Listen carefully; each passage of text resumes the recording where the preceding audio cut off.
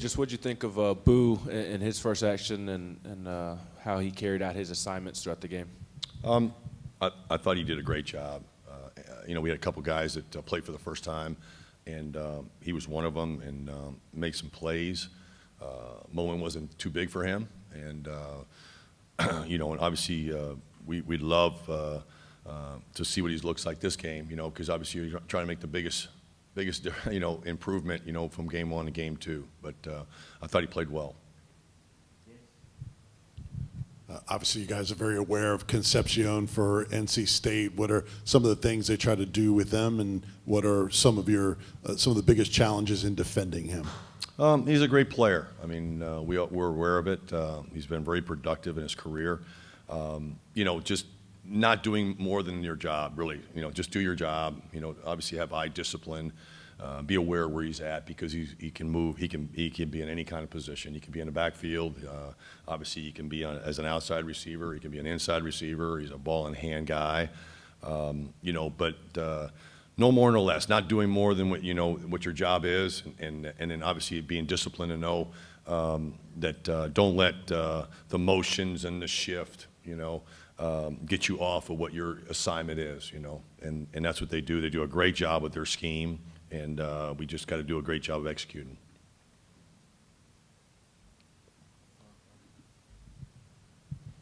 You mentioned the expected improvement for Boo from week 1 to week 2. What are some of the things that you'd like to see maybe clean up against NC State?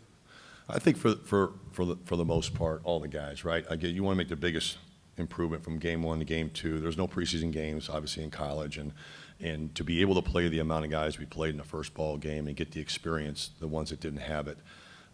We just want to see, the alignments maybe a little bit better. The communication has to be a lot better. That's where we got to improve on, and that's player to player. It's not so much someone like Boo or whoever it is. You know what I mean? It's got to be between the whole back end, and we want to see the improvement of communication and getting lined up at a faster pace and getting our eyes where they belong.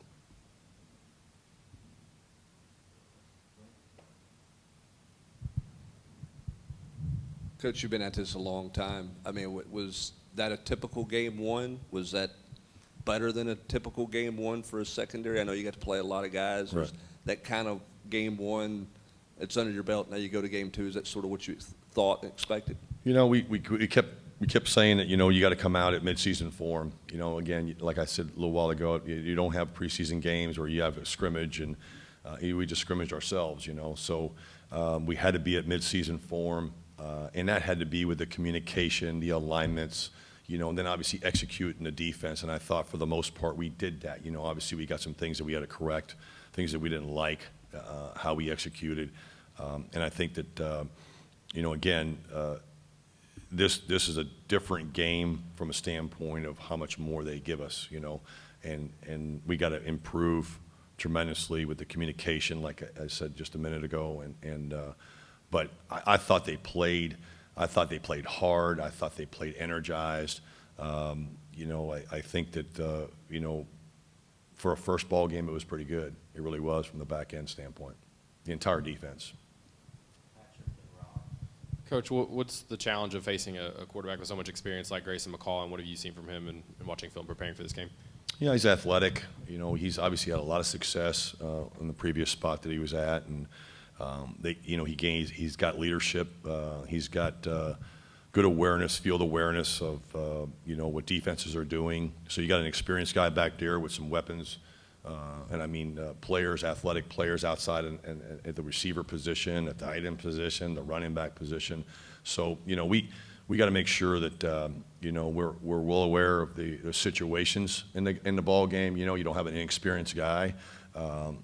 He's had a lot of success. We just got to do a really good job of trying to create long situations on third down and stay out of the with third and shorts and where they're actually controlling the situation. But he's obviously a tremendous player. Obviously he can beat you with his running, along with his arm. So he's proven that in the past. Coach, what was your experience with the technology stuff, the headsets, the iPads? Where did you see the biggest impact coming from that? Was it less than you thought, more than you thought? No, it was good. It was good to be able to show them the picture as opposed to drawing it on a board. And anytime, obviously, you can see it live, or it looks like live, what they just did 5 minutes earlier was good. It was good for communication. Obviously, it helped us a lot. What did you see from Jermod McCoy at corner? I thought, again, he's going to continue to grow and get big and better and better. I saw a guy that his experience showed up, at situations. We had obviously a defensive call down in the red zone where he was very aware of what he was getting based off the base of the call, and he knew what to anticipate, what kind of route the receiver was playing, the experience, the little things that.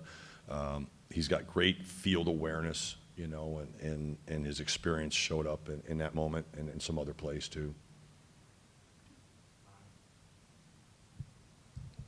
What were your thoughts on how Jalen McMurray and some of the other depth cornerbacks did with Ricky Gibson not playing? Yeah, I think for the most part, those guys all played really well. I mean, Jalen was, again, the same thing I just answered, you know what I mean? Someone who you can see has experience. Some of his decision-making and alignments and having the feel of what's coming with the D&D and the formation showed up, so the experience showed up. He got himself, he didn't there wasn't a lot of plays he was being attacked on, but there were some, and he didn't have a chance to throw it, where he looked really good and kind of knew what was going on, so his experience really helped us. I know you got a chance to see Caleb Beasley and some of the other freshmen out there. What specifically on Caleb and Gorey, how have those guys come along so far, being on campus several months? For Caleb, obviously he had a setback early on in the spring, and to get where he's at right now is really good, because he missed a lot, and for him to catch up on some of the reps he didn't have that some of the other guys had, and execute it in a game.